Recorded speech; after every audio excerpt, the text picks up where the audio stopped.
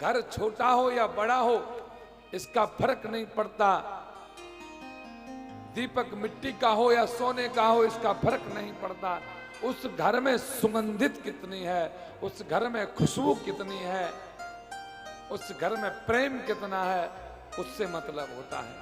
आप महल खड़ा कर लो लेकिन उस घर में कोई प्रेम नहीं है, कोई रस नहीं है, तो वह घर बड़ा होना बेकार है। प्रेम से कहो ओम नमः शिवाय, जोर से बोला करो ओम नमः शिवाय,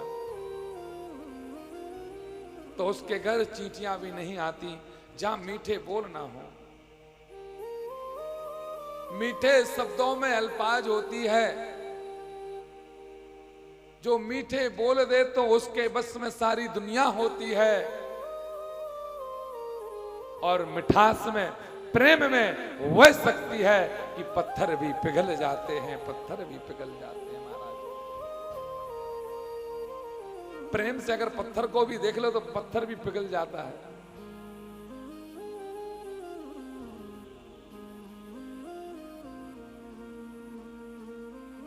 अपने जीवन की ऊपर वालों ने जश्न मनाया होगा।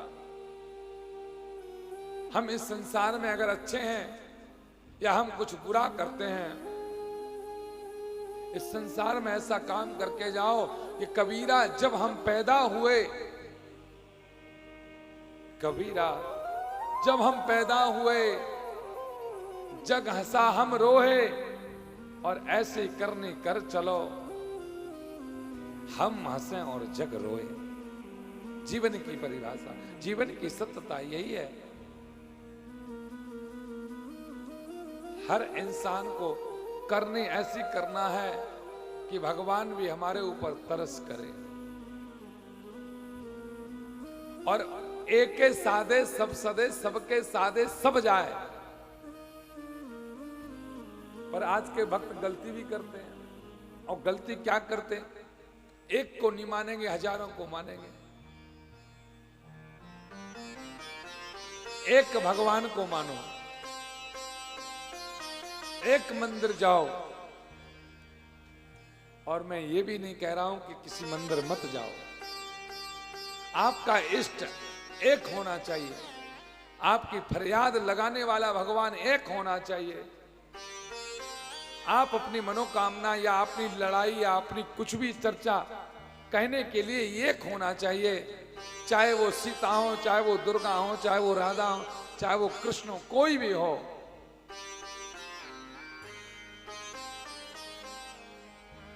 अब होता क्या है, हनुमान जी के पास गए, हनुमान जी हमारी ऐसी ऐसी मनोकामना पूर्ण कर दो।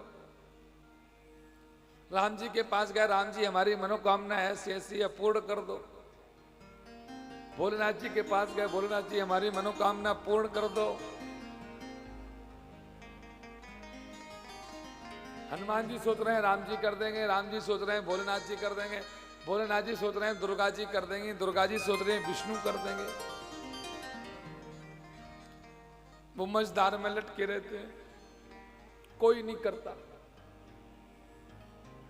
एक कहावत सुनी होगी, एक व्यक्ति ने कहा अपने घर पर वो पजामा सिलाया, उसने काफी बड़ा पजामा बन गया। पहन के देखा तो बहुत बड़ा पजामा।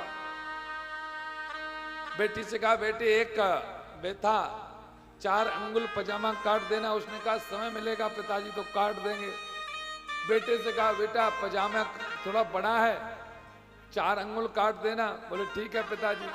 बहू से कहा, बहू ने भी कहा बोले समय मिलेगा तो काट देंगे। पत्नी ने कहा समय मिलेगा तो काट देंगे। पता चला कि समय सबको मिल गया, सबने 4-4 अंगुल काट दिया। पता चला कि वो छोटा हो गया। एक को कहो, एक को विश्वास बनाओ। आप अगर भोलेनाथ जी से प्रेम करते हैं तो राम जी मंदिर जाएं, और जाने के बाद में राम जी के मंदिर में जाने के बाद सिर्फ एक ही बात करना कि हे राम जी, बस आपसे एक ही प्रार्थना करता हूं कि मैं और मेरे भोलेनाथ में कभी दूरियां ना बने, बस मैं भोले का भक्त बन जाऊं।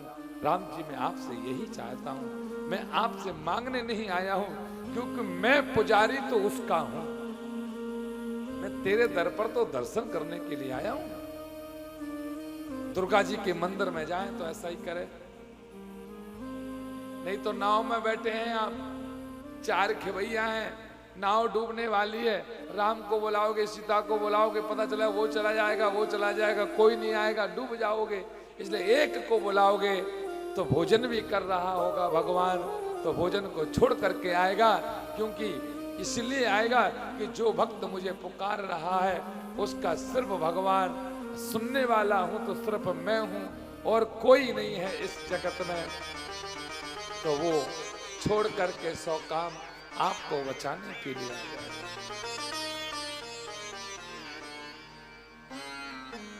ऊपर वाले ने जश्न मनाया होगा, ऊपर वाले ने जश्न मनाया होगा, हमारे आज के मेहमानों को फुर्सत से बनाया होगा।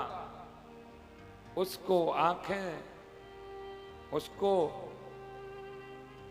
आंखों से निकले होंगे आंसू, क्यों आज आपको इस भोलेनाथ जी की कथा में भेजकर खुद को अकेला बनाया होगा, खुद को अकेला।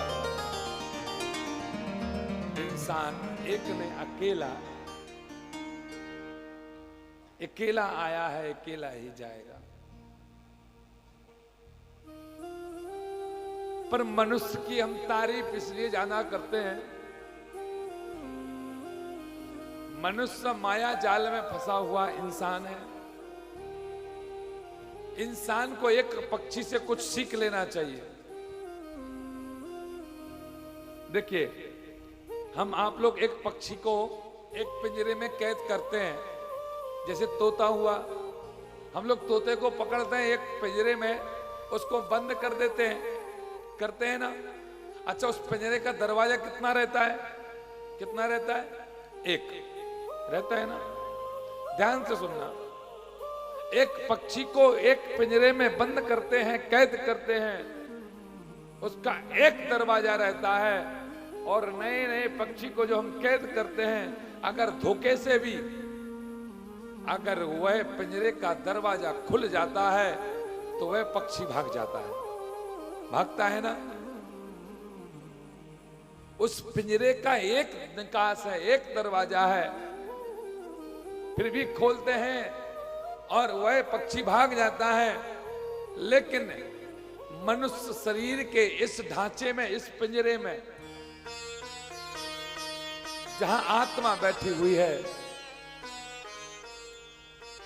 और इस शरीर रूपी पिंजरे में 9 दरवाजे हैं, और 9 दरवाजे परमानेंट खुले हुए हैं। लेकिन यह आत्मा इतनी फंसी हुई है, यह मन इतना फंसा हुआ है माया जाल में कि इन 9 दरवाजों से निकल नहीं पाती है।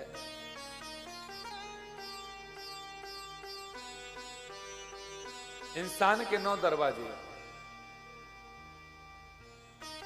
2 आंख के दरवाजे खुले हैं, कान के 2 दरवाजे, नाक के 2 दरवाजे, एक हमारा मुख।